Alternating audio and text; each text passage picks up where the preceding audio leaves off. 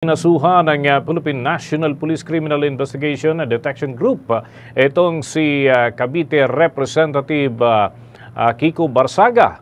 Ayon nga kay Director Major General Robert Alexander Murico II na ang kasong sedition at inciting to rebellion ay isinampa sa Quezon City Prosecutor's Office na laman sa pagsisimula ng gulo noong Setyembre 21 doon sa trillion peso march.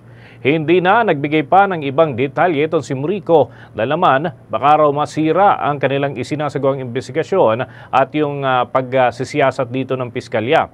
Sa internet mga kabombo ay naipost nitong si Barsaga ang ilang mga kataga lalo na yung tungkol sa subpoena na ipinadala ng personal sa Quezon City Prosecutor's Office ng Nobyembre 17 at 25 para naman sa preliminary investigation.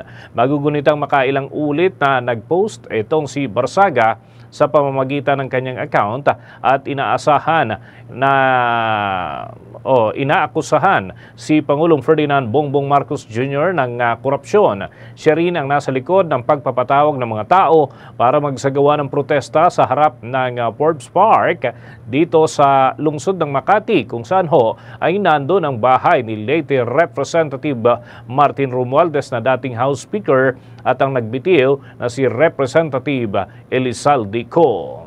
For the most trusted source of news and information, visit our website at www.bomboradio.com. Follow us on Bombo Radio mobile app, Facebook, YouTube, TikTok, and X, formerly Twitter. Like, share, and stay connected. Anytime, anywhere.